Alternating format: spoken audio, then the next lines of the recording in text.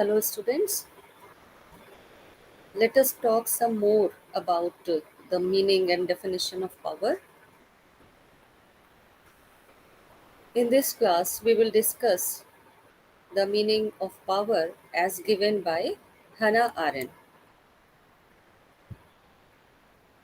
Hannah Arendt, who is a representative of Western philosophy in modern times,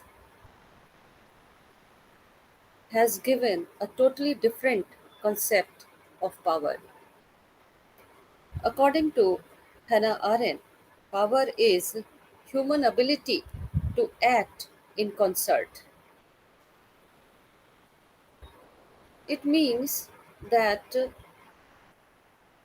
according to Arendt, power is the ability of the human beings to act in togetherness.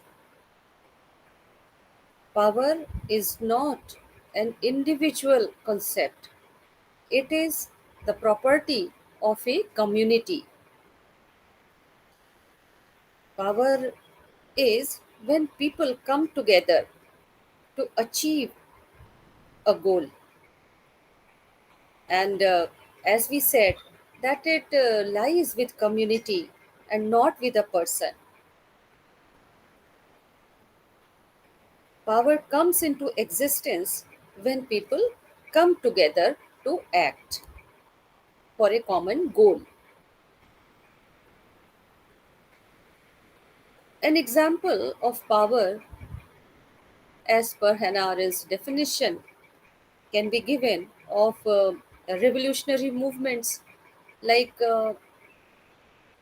American Revolution, or we can even quote Indian national movement for that case, when people came together to fight against British colonialism. Then civil rights movements. These movements are examples of power because people came together to achieve a common goal, and they acted accordingly. So, it is human beings' ability of acting in concert. It isn't that power is reflected only through revolutionary movements. It can be reflected through support of people to the government, because here too people come together to support the people.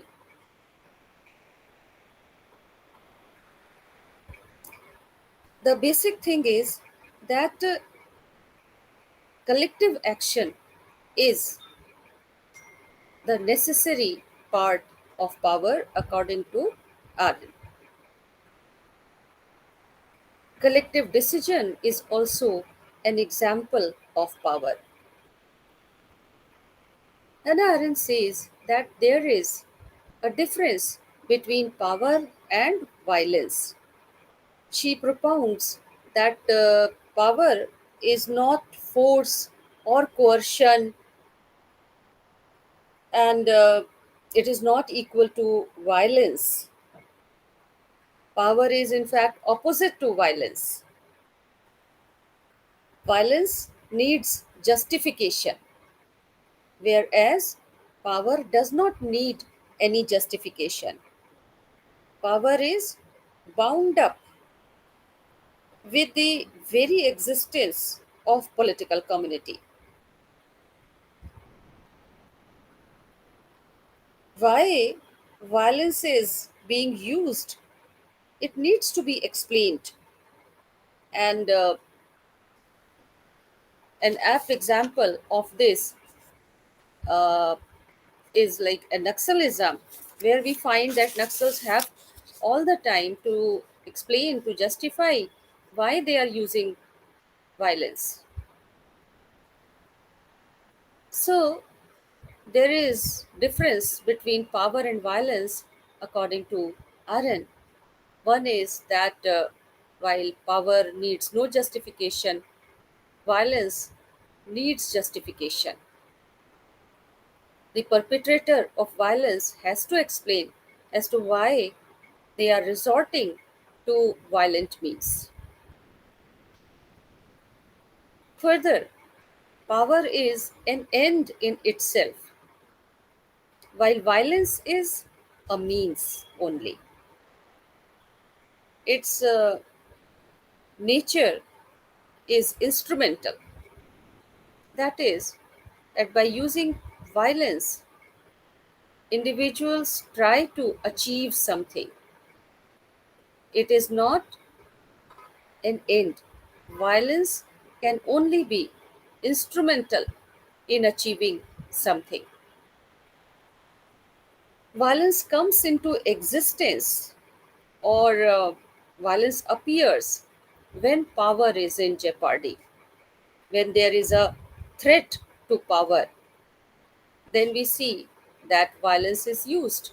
Even in individual cases, you see that when a person feels that his or her authority may be undermined, or his or her authority is challenged, the person may resort to use of violence, use of violent means.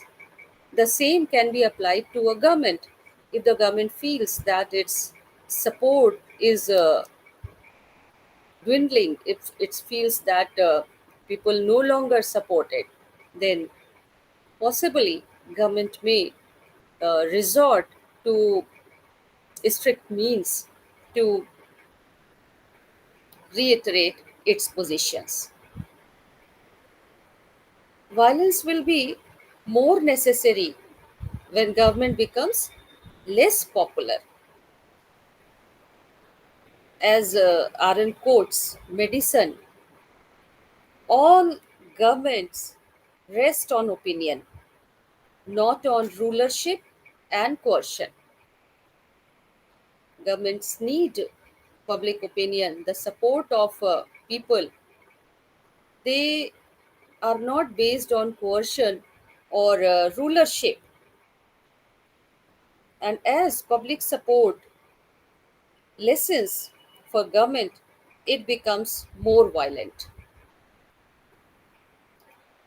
Another difference between power and violence is that power is always decentralized because it is the property of the community, not of an individual.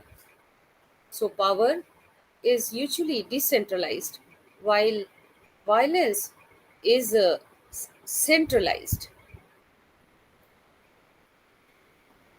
Violence is bound to be centralized if it aspires to be effective, and violence will be concerted in few people. So, we can see that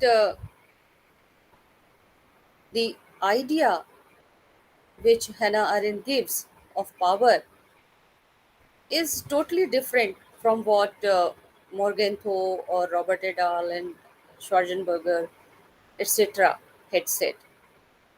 Here, power is not individualistic, it is a community uh, concept.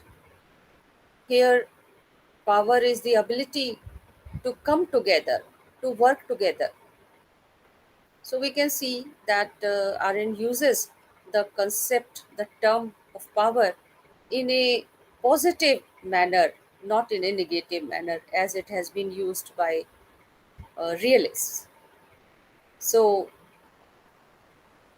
this we can read in addition to our other classes on meaning of power and its determinants.